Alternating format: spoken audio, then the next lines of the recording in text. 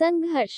जो मुस्कुरा रहा है उसे दर्द ने पाला होगा, जो चल रहा है उसके पाँव में छाला होगा। बिना संघर्ष के इंसान चमक नहीं सकता, जो जलेगा उसी दिए में उजाला होगा। संघर्ष। क्यों बचे संघर्ष से? संघर्ष ही तो जीवन की आत्मा है। जितना कठिन संघर्ष होगा उतनी ही शानदार जीत होगी। एक बार एक किसान भगवान से बहुत ही नाराज हो गया। किसान बहुत मेहनती था, बहुत मेहनत से वह खेतों में अनाज उगाता, उसकी देखभाल करता, पर अक्सर उसकी फसल खराब हो जाती। कभी सूखा पड़ जाता, कभी बाढ़ आ जाती, कभी तेज धूप, कभी आंधी, कोई न कोई कारण बन ही जाता कि उसकी फसल खराब हो जाती। एक दिन वह किसान गुस्से में आसमान की ओर देखकर भगवान से कहा, हे ईश्वर, आपको लोग सर्वज्ञता मानते हैं कि आप सब जानते हैं, कहते हैं कि आपके इच्छा के बिना एक भी पत्ता नहीं हिलता, पर मुझे तो लगता है कि आप छोटी सी छोटी बात भी नहीं जानते। आपको तो ये भी नहीं पता कि खेती बाड़ी कैसे करते हैं। अगर आप जानते होते तो हर समय जो बाढ़, आंधी और तूफान आते हैं वो कभी नहीं आते। आप नहीं जानते कि कितना नुकसान उठाना पड़ता है हम किसानों को। यदि आप मेरे हाथ में ये शक्ति दे दे कि जैसा मैं चाहूँ वैसा मैं मौज कर दूं, फिर आप देखना मैं अन्न के भंडार लगा दूंगा। भगवान इस किसान के तीखे वाक्य सुनकर मुस्कुरा रहे थे और वह किसान के सामने प्रकट होकर बोले, मैं आज से तुझे ये शक्ति देता हूँ कि तुम अपनी खेतों पर तुम्हारी जैसी इच्छा ही तुम वैसा मौज कर दोगे। मैं बिल्कुल भी दखल नहीं दूंगा, तुम्हारी इच्छा से सब कुछ होगा। किसान बहुत खुश हो गया। किसान ने गेहूं की फसल अपनी खेतों में बोई। जब उसे लगा कि खेतों को धूप चाहिए तो खेतों को धूप मिले, जब पानी बरसना चाहिए तभी पानी बरसा, आंधी, तूफान, बाढ़ कुछ भी उसने अपने खेतों पर आने नहीं दिया। किसान के खेत में इस वर्ष ऐसी फसल हुई जैसी कभी नहीं हुई थी।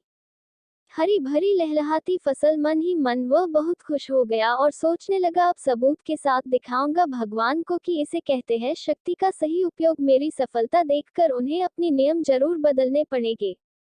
कुछ दिन गुजरे, फसल कटने को तैयार हो गए।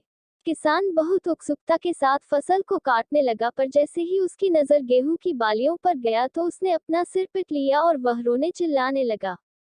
गेहूं की एक भी बाली के अंदर गेहूं का दाना नहीं था, सारी बालियां अंदर से खाली थी।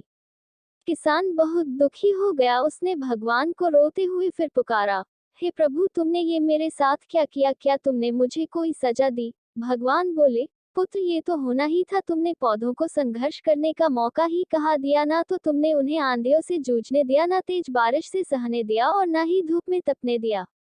एक भी चुनौती का सामना तुमने उन्हें नहीं करने दिया, इसीलिए सारे पौधे अंदर से खोखले रह गए।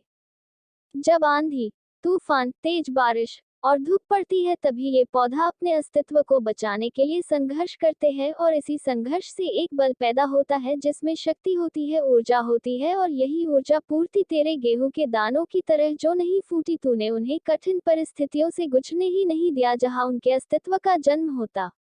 सारे बालियां इसीलिए खाली है, इसमें एक भी गेहूं का दाना इसलिए नहीं है क्योंकि तुमने अपने पौधों को संघर्ष कराया ही नहीं। याद रखिए, स्वर्ण में सवर्णीय आभा तभी आती है जब वह आग में तपने, गलने और हथौड़े से पीटने जैसे संघर्षों से गुजरता है। कोयले का टुकड़ा हीरा तभी बनता है जब वह उच्च दाब और उच्च ताप की मुश्किल परिस्थितियों से गुजरता है। इसी तरह यदि हमारी जिंदगी में कोई संघर्ष ही ना हो, कोई चुनौती ही ना हो, तो हम भी गेहूं की बालियों की तरह खोखले रह जाएंगे, कोई अस्तित्व नहीं होगा हमारा। विपरीत परिस्थितियां, चुनौतियां, समस्याएं हमें और अधिक निखारती है। यदि जीवन में कठिन परिस्थितियां और चुनौतियां आए तो घबराना मत, बल्कि सामना करना। विश्वास करना कि आप और अधिक निखर जाओगे और अधिक मजबूत बन जाओगे। किसी ने कितना सही कहा है, जिंदगी जीना आसान नहीं होता, बिना संघर्ष कोई महान नहीं होता। जब तक ना पड़े हथौड़े की चोट तब तक पत्थर भी भगवान नहीं होता।